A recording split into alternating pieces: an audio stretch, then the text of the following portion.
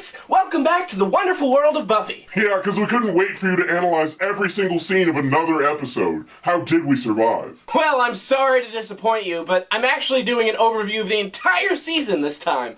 Although I'll still do in-depth analysis on certain episodes. Let's dive into Buffy Season 1. When Buffy premiered in March of 1997, it served as a mid-season replacement for the low-rated WB drama Savannah. As such, Season 1 is abbreviated and only consists of 12 episodes. Yet there's still countless production mistakes like visible cameramen, glaring continuity errors, and reusing the same extra in different places for one scene. Okay, now you're just being nitpicky. When you're filming for 15 hours a day, it's kind of hard to keep track of all those little things. Audience is not focusing on those kind of things. They're thinking about the message, and the themes, and the story, and the overall ideas being presented. Am I the only one noticing? Nobody notices those kinds of things anyway. The main theme of Buffy's first season is that high school is hell. Unlike some other 90s TV shows, Joss doesn't romanticize this period of life. What makes the show popular is the central myth of high school as horrific. The humiliation, the alienation,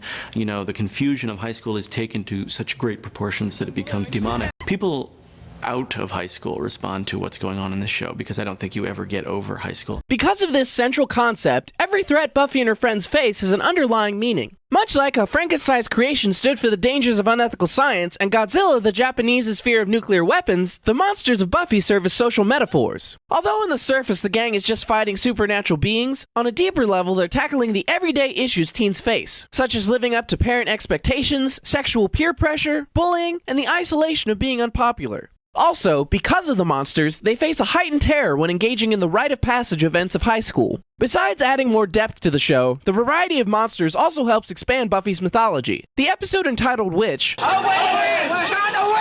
the third episode of the season, 3 is a magic number, is the first time there's a threat other than a vampire. It also is the first use of magic on the show. Ho, ho, ho, it's magic! Stop it!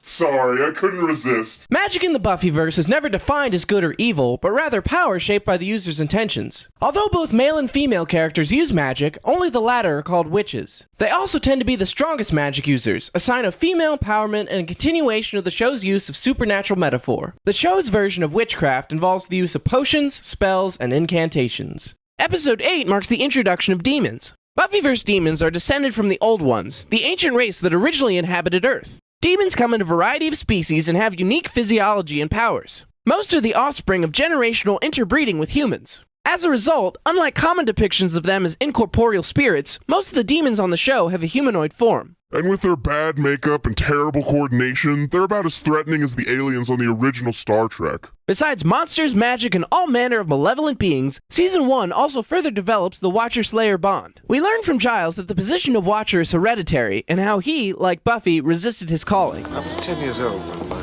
father told me I was destined to be a Watcher. My father gave me a very tiresome speech about responsibility and sacrifice. I must say, as a Slayer, you're doing... Good God, can Anthony Head deliver a single line of dialogue without stuttering? Is he related to Jeff Goldblum? Giles was assigned to train Buffy by the Watchers Council, the secret organization that identifies Slayers. As part of his instruction, Giles keeps a hidden stash of weapons in the library. He and Buffy use the area for sparring exercises, and they patrol Sunnydale cemeteries together for in-field training. And no one finds it creepy that a grown male faculty member spends so much time outside of school with his underage female student. Season 1 continues the conflict between Buffy's rebellious behavior and Giles' attempts to make her focus on her duty. This constant tug-of-war demonstrates their father-daughter-like relationship. Although Buffy's dad Hank does make an appearance this season, it's Giles who remains her source of support and guidance. The reason why Giles is so hard on her... It's fine. We know... Plunge and move on. Plunge. The reason why Giles is so tough on his pupil is expressed in episode 10. He fears her dying due to him not providing her enough training. Giles' paternal feelings will come to a head in the season finale. Another expansion of the Buffyverse mythology is the revelation that there are other individuals besides the Watcher and Slayer who actively fight the forces of evil. Examples from this season include teacher Jenny Calendar, who we'll discuss more later, and Sid, a demon hunter imprisoned in the body of a dummy. So now Joss is stealing his ideas from children's fiction? We're really scraping the bottom of the barrel now. Oh, I love puppets. La la la la, la la la la, Whedon's World. La la la la, la la la la, Whedon's World.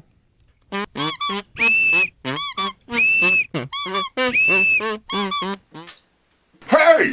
Now that the Scooby Gang has been formed, the quartet become more comfortable in both their team roles and in detecting the supernatural events that plague their school and town. And Giles continues to be a positive influence on his students by encouraging them to engage in activities like forcible entry, trespassing, physical assault, computer hacking, and necrophilia. The majority of Season 1 features standalone episodes dealing with one-off monsters, with the Master serving as the overarching bad guy. I have a question. Were Xander and Willow really good friends with Jesse? Of course they were! Xander calls Jesse his best bud, and when he's turned into a vampire in the second episode, Xander views that as his own personal failure. So, which episode has his memorial service? There isn't one. Well, I'm sure Xander and Willow go see a counselor to get over their grief. Do they even mention him on the show again? Well, you see, the funny thing is that... Our three main characters continue their development, specifically Buffy. Buffy slowly learns to adapt to her new life in Sunnydale. She also maintains a quest for normalcy. In a nod to the Buffy movie, she tries out for the cheerleading squad in an effort to recapture her Hemery High popularity. Oh, I know you enjoyed this episode. What are you talking about? So much so that it inspired you to make a very special Halloween costume 2 years ago.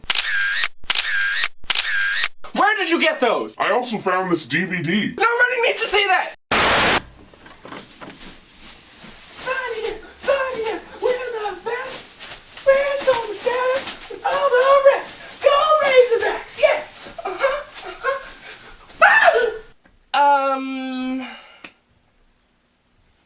There's over 3 hours of footage! However, because of her Slayer responsibilities, as well as the fact that she lives on a Hellmouth, her plans constantly go awry. Despite her best attempts, once she's labeled as a freak, she never lives it down. Xander continues to serve as the comic relief on the show. More than any other character, Xander embodies the awkwardness of being a teenager. He struggles with issues like personal identity, manhood, and social acceptance, not to mention his raging hormones. He's also somewhat immature and never as clever as suave as he'd like to be. Xander's self-effacing humor and laid-back personality is his way of dealing with his insecurities. In a lot of ways, Xander's greatest enemy is himself, as his inferiority complex and lack of ambition belie his inner strength. More than anything, Xander is meant to represent the everyman on the show. While his friends change in their knowledge and abilities over the course of the series, Xander remains pretty much the same. His lack of powers make his courage that much more remarkable. Xander is the heart of the Scooby Gang and demonstrates that even the average person has the capacity to save the world. And where would we be without the power of heart? Willow continues to be the brains of the group. Since the events of the pilot, she's become much more active in the gang's adventures and is willing to jump into the fray. Besides being an excellent student, she's also the most well-adjusted of the Scoobies, having an active social life. Overall, Willow continues to be selfless and compassionate toward both her friends and even some of the quote-unquote monsters the group faces. Besides the main cast, several developments occur with the supporting characters. Cordelia continues in her vapid, callous ways throughout most of the season. However, we start to see a more vulnerable side to Cordy. In the episode Out of Mind, Out of Sight, she realizes that a series of attacks by an invisible stalker are directed at her. We find out that Cordy actually does care about more than popularity, and she's not as shallow as we're led to believe. You think I'm never lonely because I'm so cute and popular? I can be surrounded by people and be completely alone. Well, if you feel so alone, then why do you work so hard at being popular? Well, it beats being alone all by yourself. These small glimpses at Cordy's humanity lay the groundwork for some interesting developments in Season 2. Sadly, in keeping with the show's precedent of unexpected deaths, a recurring character also meets his end. The likable Principal Flutie bites the dust in Episode 6. In this episode, Flutie tries to encourage school spirit by purchasing a mascot pig for the Sunnydale High Razorbacks. The Razorbacks? Sunnydale should change their mascot to Petey the Police Tape. After all, unexplained grisly murder is their best sport. Several of the school bullies are possessed by hyena spirits and proceed to first eat the pig and then Flutie. Wow, what a jarring change of tone. The levels of horror just drastically escalated 3 episodes in. It's like witches, bugs, cannibalism. The death of Flutie is a sad moment. Even though we didn't get to see him much, it seemed like he genuinely cared about his students. Dearly beloved, we are gathered here today to mourn the passing of Principal Flutie. For the momentous 4 episodes he starred in, we will always remember how he ripped up that piece of paper, put it back together, bought a pig, and then died. You are in our hearts, or more specifically the stomachs of possessed high school students. We will remember! We also get some notable new characters. Amy Madison, the daughter of a powerful witch, appears in episode 3. Amy's mom pulls a Freaky Friday and switches bodies with her daughter to relive her glory days of cheerleading. Amy later becomes a witch herself. She'll continue to appear throughout the series. The episode I, Robot, You, Jane introduces Jenny Calendar. Jenny is the school's computer science teacher. Due to her fun personality and pop culture awareness, Jenny has an excellent rapport with her students. She serves as a counter to Giles' technophobia. In this episode, Willow accidentally releases the demon Moloch onto the internet when she scans a book containing his essence into a computer. Moloch, posing as a teen boy named Malcolm, begins an online relationship with Willow. Moloch causes havoc on various online systems. He also amasses local followers to build him a body in an abandoned tech lab. When Giles discovers Moloch's plan and goes for help, it's revealed that Jenny is a techno-pagan, a member of an online coven that uses technology to investigate the supernatural. Jenny assists the Scooby Gang in exorcising the demon. She continues to support the group throughout the next season. You know, I almost pity the fact that Jenny's introduced in one of this show's dumbest episodes. It makes no sense for Moloch to be manipulating trivial things like the school computer system. He's a being of unlimited knowledge. Why would he bother screwing up student number 1's history report? For that matter, why would he stay in Sunnydale? Even the characters talk about the potential for destruction he has. How about mess up all the medical equipment in the world? Randomized traffic signals. Access launch codes for our nuclear missiles? You can't introduce a villain of infinite power and then not give a believable reason to keep him localized. Plus, look at his joke of a body. I keep expecting him to be joined by Rita Repulsa and an army of putties. At least the other episodes try to play the whole monster metaphor thing a little closer to the chest. This one dips dangerously close to after-school special territory. The whole thing sounds like it was written by a dad who didn't want to explain the concept of internet porn to his son. I'm jacked in.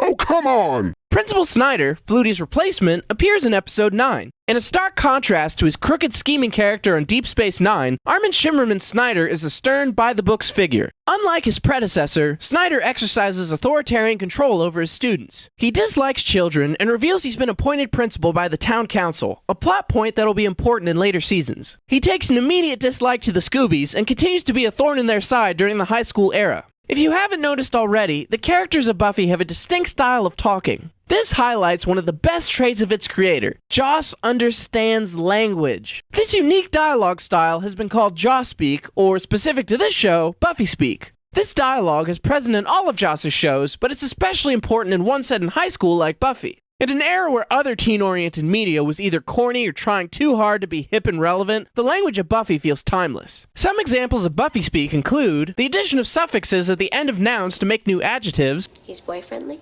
rapid-fire pop culture references, It's like the Human Torch, only it hurts. I can just tell something's wrong. My spider sense is tingling. Oh, this is fun. We're on Monster Island. and the invention of new slang words. That place just kind of gives me the Wiggins. Joss never speaks down to his audience, and his characters can be witty and insightful, and also as idiotic and rambling as we were during that age. Like in that Greek salad thing with the yogurt. You like Greek food? I'm exempting shawarma, of course. I mean, what's that all about? It's a big meat hive. What? What is it? You ever tried shawarma? There's a shawarma joint about 2 blocks from here. I don't know what it is, but I want to try it. The main plot for Season 1 involves the Master trying to complete a magic ritual to defeat the Slayer and escape his mystical prison.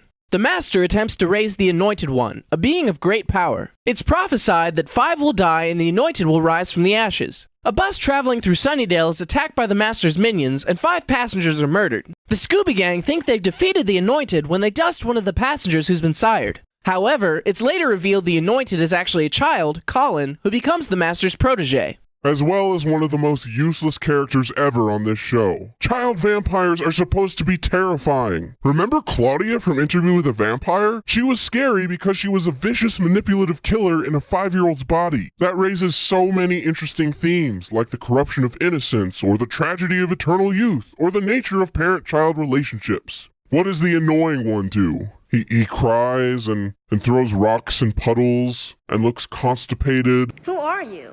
I'm a person, and my name is Anakin. We never even see him kill anyone. Apart from this main plot, the other major development is the romantic relationships of the three main characters. Buffy continues to be drawn to Angel, who only shows up to give her cryptic warnings about a looming threat. While Angel tries to remain aloof and in the shadows, we slowly see feelings develop between the two characters. But I'm going to examine their relationship in a later episode. Having literally fallen head over heels from her from the onset, Xander continues with his hopeless schoolboy crush on Buffy. All the while, he remains oblivious of Willow's obvious love for him. He makes several sweet but inept attempts to win her affection, such as buying her a bracelet, jealously guarding her from other pursuers, and asking Willow for dating advice. Apparently, one of his tactics for wooing Buffy involves continuing his stellar sense of fashion. Xander's poor romantic judgment is a continuing source of humor on the series. All of this drama highlights the fact that romance is never easy, made even more difficult by the fact that they live on a hellmouth. Most of the characters have some sort of dysfunctional relationship over the course of the series. The unresolved feelings of this love triangle will be featured in the season finale.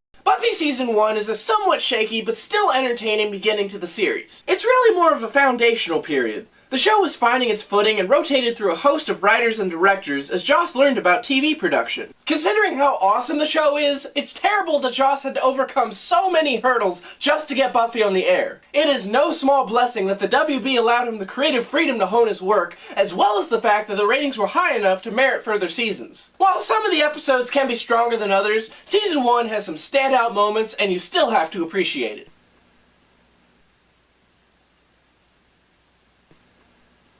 No snide remarks? Uh-huh.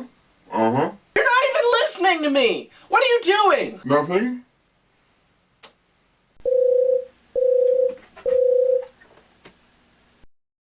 Buffy Season 1, it's terrible.